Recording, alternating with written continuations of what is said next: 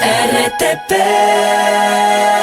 Ok, ya está nuestro entrevistado en la línea, vamos a conversar con él, es Milton Daniel Calle Tapia, especialista en Derecho Laboral. Vamos a platicar sobre esta nueva ley orgánica, y es importante decirlo, que está por encima es una ley orgánica reformatoria a varias leyes respecto de la discriminación por edad en el sistema laboral. ¿Cómo está, abogado? Buen día, ¿lo vemos bien? ¿Usted? Buen día, sí, les veo bien. Y lo escuchamos perfecto. Partamos de lo que dice la Constitución, dice que todos somos iguales. Correcto. Efectivamente, lo que, como ustedes mismos lo han establecido, esta ley orgánica reformatoria a varias leyes respecto a la discriminación por edad en el sistema laboral es bastante reciente, es publicada en el registro oficial después de algunas situaciones que giraron alrededor de la constitucionalidad de dos artículos de esta ley, pero al final, en base a lo que me está mencionando estimada María Fernanda, representa al fin un hito normativo para la lucha de formas estructurales de exclusión laboral. Esto lo que hace es modificar varios cuerpos legales como el Código de Trabajo, la LOCEP, la Ley de Educación Superior. Y esta norma lo que hace es reconocer por primera vez de manera transversal que la edad no puede seguir siendo un criterio velado para la selección de personal, permanencia o promoción laboral. No obstante, lógicamente tenemos un avance bastante bueno. Es para mí un punto de partida en un país que verídicamente, y en base, como me dice, todos somos iguales, pero igual seguimos teniendo formas de discriminación por género, por etnia, por discapacidad, abogado, por identidad, y efectivamente es un avance bastante significativo lo que nos está presentando esta nueva norma. Y ahí tiene también otros etcétera, que depende también, puede ser por religiones, puede ser por identificación, por etnia, incluso ahora, dado los eventos de alta inseguridad, dependiendo del lugar donde vivas, te contratan o no te contratan. Dices, no, por acá eso es muy peligroso, no necesitamos a alguien que esté por ese lugar. Pero la pregunta es si en ese momento se ha contemplado lo que pasa desde el otro lado. Me refiero a quien genera empleo, que para cierto tipo de trabajo quizás necesite a alguien que sea mucho mayor y mucho menor. Entonces, oye, necesito que te lances 300 metros cada 5 minutos para hacer el trabajo. Quizás una persona mayor de 40 no pueda. Claro, efectivamente lo que está considerando, y me he dado el trabajo de leer diferente a muchos de mis compañeros, incluso los antecedentes, ¿no? Y es justo lo que está mencionando en esto. Porque en un primer punto, esta ley lo que casi que obligaba a los empresarios, a los emprendedores, era a contratar gente mayor de 40 años. Ese fue el proyecto inicial. Sin embargo, la Corte Constitucional ha emitido un criterio de que dos artículos efectivamente no eran constitucionales. Es el dictamen 225 P-25, en el que ahora ya no estamos hablando de que efectivamente tengan la obligación. Ya no hay esta obligación, esta obligatoriedad de que contraten gente mayor o de 40 en adelante, sino lo que está dando es ciertos incentivos, está dando ciertas facilidades a las empresas que con un número de trabajadores mantengan, porque cambiaron el número de obligatoriedad de contratar a mantener personas de 40 años. Entonces, efectivamente, lo que está buscando aquí no es tanto si me tengo que meter a la selva o si me tengo que efectivamente hacer trabajos sumamente pesados, que esto sea determinado de una manera técnica, de una manera lógica, mediante un análisis a las capacidades de los trabajadores, más no a su edad, porque independientemente podemos tener personas mayores de 40 que pueden realizar aún mejor estos trabajos, pero esto va a depender de ciertas capacidades que tengan, más no a un tema simplemente numérico que vendría a ser la edad. Daniel, ¿cómo estás? Yo acabo de cumplir 40 años y la verdad es que me sentí un poco apuñalado con esa ley, o sea, como que no la siento necesaria, pero bueno, como tú bien dices, ya la han cambiado en ese sentido y lo veo bien, pero ¿y qué pasa con incentivos, digamos, a la contratación de jóvenes o de pasantes? ¿También está incluido eso? Porque para mi punto de vista muchas veces puede ser más difícil querer contratar a alguien de 18 a 24 años que a alguien de 40 que podría venir con experiencia. Claro, efectivamente, lo que se está tratando objetivamente dentro de este cuerpo legal, que fue determinado ahora el 14 de mayo, es exclusivamente desde una edad de los 40 en adelante. Hacen un estudio determinado la Asamblea Nacional en base a los datos que el 35% de personas que se encuentran desempleadas en la actualidad en el Ecuador son personas que están desde los 40 hasta los 65 años. Entonces, yo entiendo, al final uno puede llegar a cumplir cierta edad y ve que ya está en un grupo objetivo en el cual las leyes se empiezan a enfocar y puede ser un poquito chocante. Sin embargo, es en base a un tema numérico estadístico lo que responde esto. Lógicamente tengo entendido que en la Asamblea se están hablando ya de proyectos fuera del que estamos hablando hoy, en el que se habla ya del trabajo joven, del tema de los pasantes, de poder regularizar el trabajo de los pasantes. Sin embargo, en este cuerpo legal se ha mantenido en este grupo objetivo. Ok, claro, porque también los números son súper altos de trabajo informal, por ejemplo, entonces también hay que trabajar en eso bastante.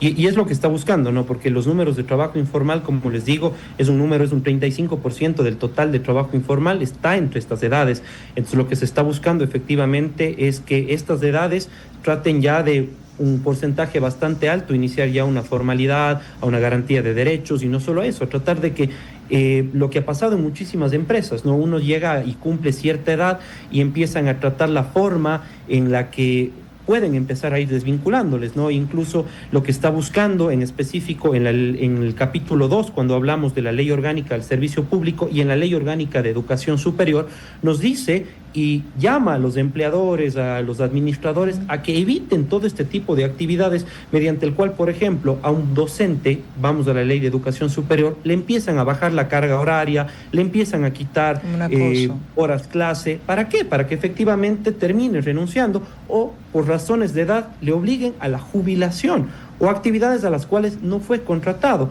Entendamos esto en el Código de Trabajo para poder hacer un símil. Cuando a uno le cambian de actividades, le empiezan a bajar la carga horaria, se entiende como un despido intempestivo.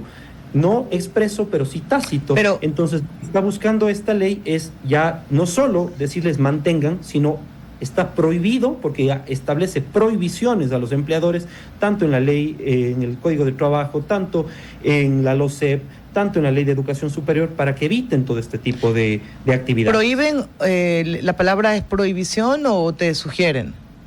No, si nosotros vamos, y estoy con la ley aquí, en el artículo 11 de esta norma, nos establece, cuando hablamos, por ejemplo, de la Ley Orgánica de Educación Superior, añaden el artículo 150.1, y lo voy a hacer, solo el título lo voy a leer, dice: prohibición de discriminación por razones de edad a docentes y personal académico.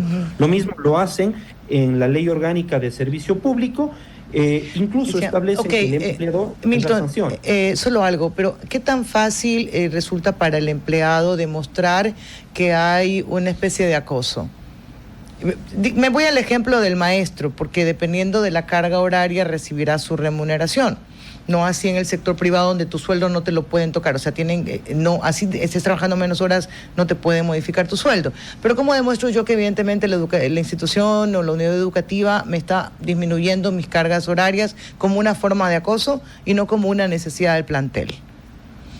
Correcto. Ahí esta ley nos está planteando dos situaciones. La primera se expresa en la norma, en la cual nos exhorta a todas las personas, por eso yo he publicado en redes sociales que estén muy atentos las personas de talento humano, dueñas de empresas, porque ya no pueden simplemente decir: te bajo la carga horaria y listo, que es lo que han estado acostumbrados muchas empresas, no digo todas, pero hacer, ¿no? Les bajo la carga horaria y así le empiezo a disminuir hasta que caiga. Sino lo que nos obliga esta ley es que efectivamente todos estos temas tengan una justificación técnica. Por ejemplo, en un colegio, en una universidad, ya no tengo tantos alumnos, no tengo la necesidad de suplir esto, pero yo tengo que justificar e informar esto al profesor, al trabajador, al cual yo estoy haciéndole esto.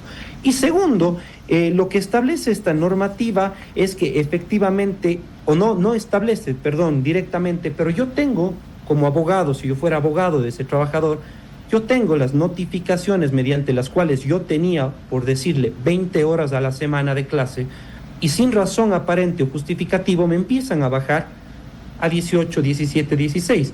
Y no olvidemos que en este tipo de temas sociales, esto es un derecho social, hay la inversión de la carga de la prueba. Yo como abogado tengo que probar que efectivamente me han venido bajando las horas. Ahora, es el empleador quien va a tener que justificar que esto no tenía una razón de discriminación en base a la edad o a cualquier situación que nosotros podamos probarle, ¿no? Claro, y Daniel, y justamente por ahí también yo creo que pueden haber muchas dudas, porque entra el criterio, no, puede ser blanco o negro, no creo que sea tan sencillo, porque por ejemplo, si yo lo justifico diciendo que hay alguien con el mismo perfil que me va a cobrar menos, podría funcionar, o alguien que tiene mejor perfil y me va a cobrar lo mismo, ¿puede funcionar en ese lado o no? A ver, efectivamente, para mí, si yo digo tengo una persona con el mismo perfil pero me va a cobrar menos, estamos ante una situación de discriminación clara, ¿no? O sea, está cumpliendo el mismo trabajo, y cuando hablábamos al inicio de la entrevista que tenemos igualdad de derechos, entonces al mismo trabajo es la misma remuneración. Entonces, por el tema de me va a cobrar menos en este tema puntual de derecho de trabajo, en derecho laboral, no podemos hacer esto. Ahora, si yo justifico que el perfil que yo estoy contratando un mejor perfil, yo le estoy dando por terminado este contrato por razones de tiempo, situación, lo que se enfoca este cuerpo normativo que yo le he podido estudiar es a los temas de edad. Entonces, si efectivamente yo estoy justificando como empleador que esto no es un discrimen por un tema de edad, a mí tanto el Ministerio de Trabajo o los órganos de control de las diferentes instituciones públicas no tendrían por qué, o no hay una razón jurídica mediante la cual me puedan sancionar. Ok. Algo más. Suena contradictorio decir que no es para que se discrimine a las personas por su edad, pero al mismo tiempo, al dar acciones afirmativas a través de incentivos que promuevan sostener a personas mayores de 40 como yo, termina siendo discriminatorio para el resto. Así como me sentí. Gracias, Mafe. Estoy traduciendo tus emociones, está bien. Me siento útil. Ahí hay un tema muy interesante en el mundo del derecho, que efectivamente nosotros... Y de los cuarentones. Como yo les digo, la Asamblea lo que ha hecho es efectivamente darse cuenta que aquí existe un grupo objetivo mediante el cual no hay trabajo formal, y un grupo al cual se ve que se encuentra, digamos, en la balanza, no está uno frente al otro. ¿Por qué? Por un tema de edad. Aquí existe la figura que es exactamente lo que ustedes están diciendo, lo voy a poner en términos muy simples, que es la discriminación positiva. ¿A qué me refiero? A que ya teníamos a la balanza así, ¿no es cierto? Porque efectivamente este 35% no consigue trabajo, no puede llegar a trabajar, no tiene esa fortuna, quiero decir ahora aquí en el Ecuador, del formalismo en medio de su trabajo. Y lo que están haciendo este rato con esta discriminación positiva es tratar de igualar la balanza. Sucede lo mismo, por ponerles un ejemplo, cuando uno va a un concurso. Yo quiero ser mañana juez.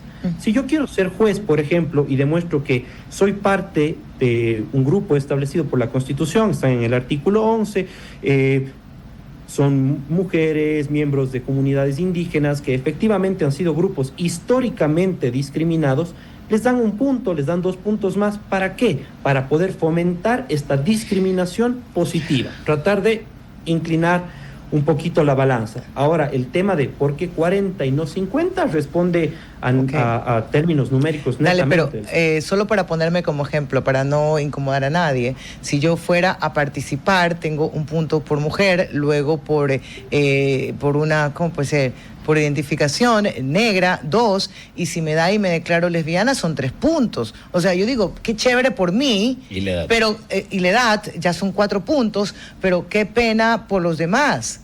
No sé si me explico, y en este caso... Hay un tema, no, la edad, como les digo, la Corte Constitucional lo estableció clarito, ¿no?